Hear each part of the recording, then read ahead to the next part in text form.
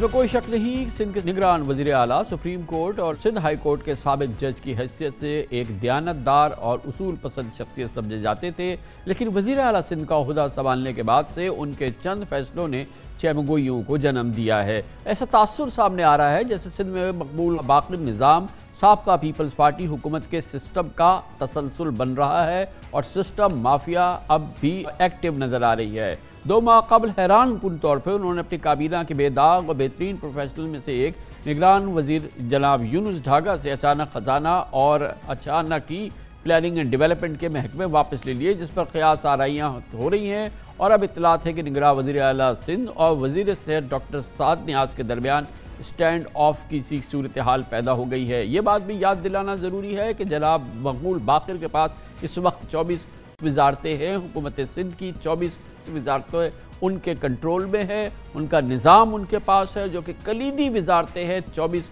اس وقت وہ وزیر اعلیٰ سندھ کے پاس ہے، لیکن اس کے ساتھ ساتھ وہ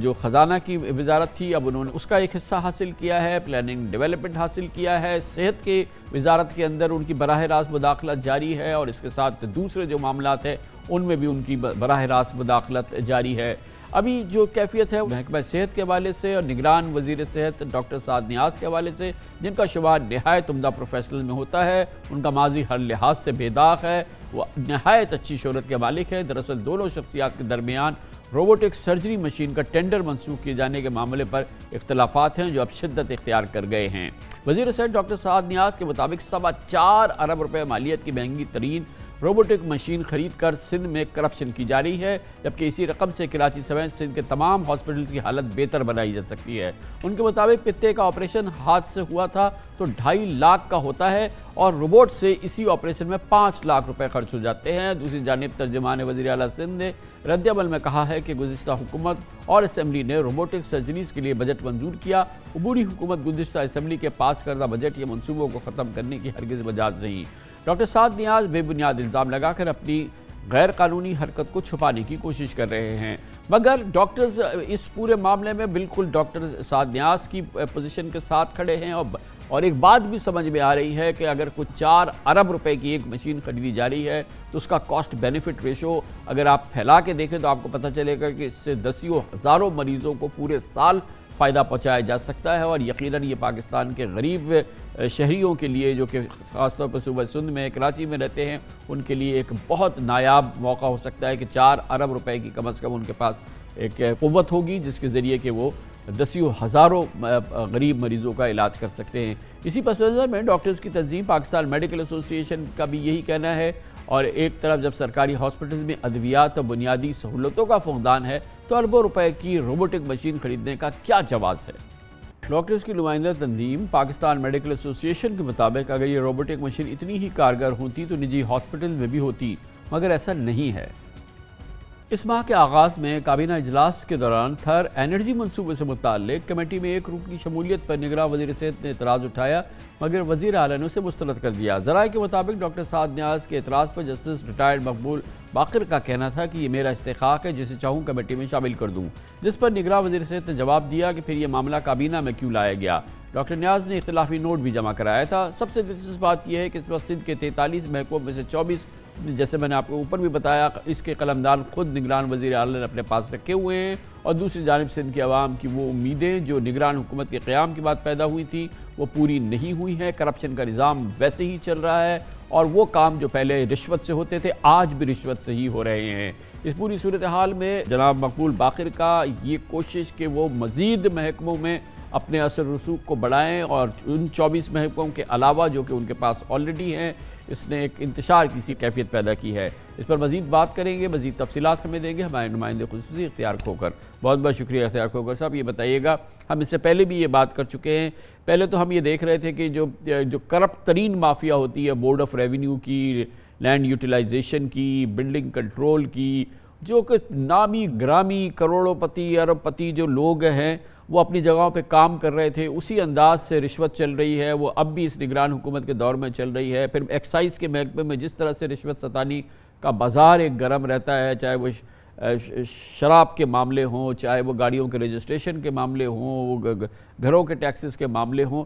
تو یہ سب کچھ نظام چل رہا ہے اور اس میں ابھی بھی مگر اس کے باوجود یہ بھی ہے اور پھر اختیارات کی کھینچا تانی بھی چل رہی ہے. تو یہ جو نگران نظام ہے یہ تو اس وقت بہت ہی دگرگوں صورتحال سے گزر رہا ہے. جی خان صاحب، سب سے بڑا مسئلہ یہ ہے کہ نگران حکومت جو ہے جب قائم ہوئی تھی تو اس وقت یہ تاثر دیا گیا تھا اور یہ امید تھی کہ چیزیں جو پچھلے 15 برس کے دوران بگڑی ہوئی ہیں اس میں کچھ بہتری آئے گی، اور خاص طور پر ایک نیوٹرل سسٹم آئے گا، نیوٹرل انتظامی نظام آئے گا جو کم از کم کسی سیاسی پارٹی کے اثر میں نہیں ہوگا، اور الیکشن جو آ رہے ہیں اس کی شفافیت متاثر نہیں ہوگی. لیکن اب نگران حکومت کا جو معاملہ ہے وہ ایسا مطلب عجیب ہو گیا ہے کہ اب وزیر اور سی ایم صاحب جو ہے نا ایسے معاملات میں الجھ گئے ہیں کہ وہ اصل جس کام کے لیے جو امیدیں تھیں وہ پوری نہیں ہو رہی. مثلاً آپ دیکھیں کہ سی ایم صاحب نے سب سے پہلے یونس ڈھاگا صاحب سے 2 وزارتیں جو ہیں اہم وزارتیں PND اور فائنانس واپس لیا 15 دن کے بعد. اب 15 دن کے بعد کوئی جواز اور اس کا کوئی جواز پیش نہیں کیا. ایک دن پاکستان پیپل پارٹی کی سینٹرل ایگزیکٹو کمیٹی کی میٹنگ ہوتی ہے جس میں سید مراد علی شاہ اور دیگر جو ہیں وہ یونس ڈھاگا صاحب نے جو اقدام لیے تھے ان پر سخت اعتراضات کرتے ہیں، ان کی یہ وزارتیں دینے پر اعتراضات کرتے ہیں اور کھل کر بولتے ہیں. اور دوسرے دن جو ہے نا جب مقبول باقر صاحب ان سے وزارتیں واپس لے لیتے ہیں یا ان کا قلمدان خود لے لیتے ہیں اور اس کا کوئی جواب بھی نہیں بتاتے کہ ان کو 15 دن میں ایسی کیا بات نظر آئی، یونس ڈھاگا صاحب میں کیا خرابی نظر آ گئی کہ ان سے یہ اہم وزارتیں واپس لے لی گئی. تو یقیناً یہ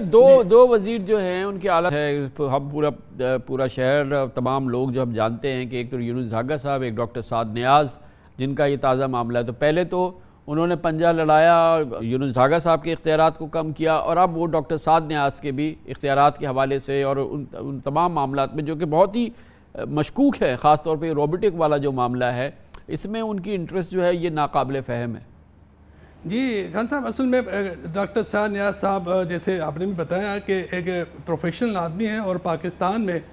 اپنے شعبے کے اس شعبے کے جو ماہرین ہیں ان میں سے ٹاپ میں اس کا شمار ہوتا ہے اور اس کی انٹیگریٹی بھی زبردست ہے.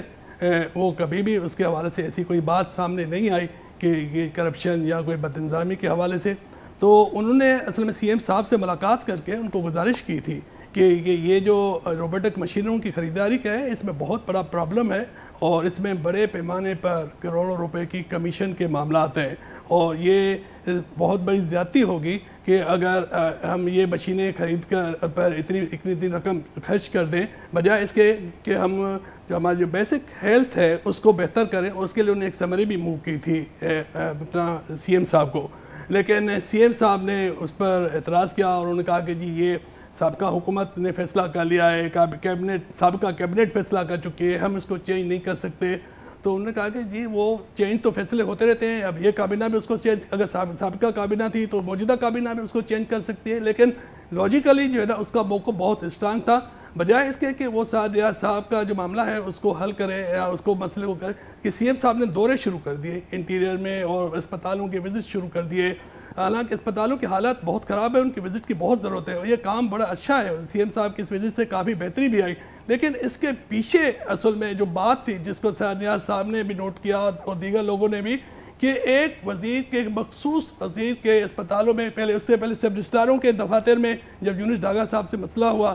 سی ایم صاحب کا تو سب رجسٹراروں کو اور مختار کاروں کے دفاتر میں جائے اس وقت سی ایم صاحب کے پاس ہیں، خاص طور پہ ایکسائز کا محکمہ جو کہ شاید پورے پاکستان کا کرپٹ ترین محکمہ ہے. 15 سال یہاں پہ جو کچھ ہوتا رہا ہے. خوراک کا محکمہ جس میں کہ کھربوں روپے کی جو گیہوں ہے وہ چوری ہوتا رہا، اس کے بھی دورے کیے، اس کے بھی جو کرپٹ مافیا ہے اس کو انہوں نے کچھ کیا، کسی کو پکڑوایا، کسی کو نکالا، کچھ کیا؟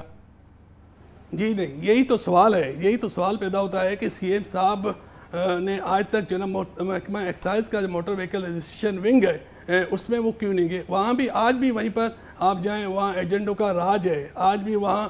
کوئی کام جو ہے وہ پیسوں کے بغیر ہوتا نہیں ہے. محکمہ خوراک کی یہ بات آن ریکارڈ آ گئی جی کہ انہوں نے تقریباً 7 ارب روپے کی گیہوں کی فرضی خریداری ہوئی ہے اس سیزن میں اور تقریباً 600 افراد کے نام آئے جو ملوث ہیں، ان کے خلاف کوئی کارروائی نہیں. وہ سارے لوگ ابھی بھی موجود ہیں. ابھی بھی سیکٹری ایکسائز جو ہے سندھ کا وہ وہی مکیش چاولہ صاحب کے دور کا ہے، عاطف صاحب۔ محکمہ وقت سروسز میں ایک بہت بڑا محکمہ ہے روڈوں کی تعمیر کا جو سی ایم صاحب کے پاس ہے، اس میں رشوت، اس میں کوئی منصوبہ، کوئی ریلیزز کمیشن کے بغیر نہیں ہوتا۔ اس کا سیکٹری آج بھی وہی ہے جو پاکستان پیپل پارٹی کا مقرر کردہ تھا۔ محکمہ زراعت ایک بہت بڑا محکمہ ہے جو سی ایم صاحب کے پاس ہے۔ پچھلے دنوں وہاں پر ایک اچھی شہرت کے جو افسر تھے، جو زبردست آفیسر تھے، رفیق مصطفیٰ، جو الیکشن کمیشن نے مقرر کیا تھا، اس کو ہٹا کر سید مراد علی شاہ کے بہنوئی کو وہاں سیکٹری لگا دیا، وہ آدمی جس کا الیکشن کمیشن نے پہلے نام مسترد کر دیا تھا، اور اس کی اپنی جو سروس ہے وہ بھی مشکوک ہے۔ وہ 12 سال سروس سے غائب رہا، غیر قانونی طور پر پھر انڈکٹ ہوا، پھر سیڈارٹی لی، پھر سندھ اسمبلی سے مخصوص قانون پاس کر کے اس کی سروس کو ریگولائز کیا گیا۔ اور اس کے علاوہ ایک اہم بات کہ آغا واصف صاحب جو شریک ملزم ہے سابق وزیر اعلیٰ مراد علی شاہ کا نوری پروجیکٹ میں، اس کو سی ایم صاحب نے اپنا پرنسپل سیکٹری لگا دیا ہے۔ سی ایم ہاؤس جو ہے وہ اس وقت شریک ملزم جو ہے مراد علی شاہ صاحب کا وہ چلا رہا ہے، جتنی بھی انتظامی معاملات ہیں ان کے حوالے۔ ظاہر ہے جب یہ صورتحال ہوگی تو پھر تو بہت بہت شکریہ، بہت بہت شکریہ۔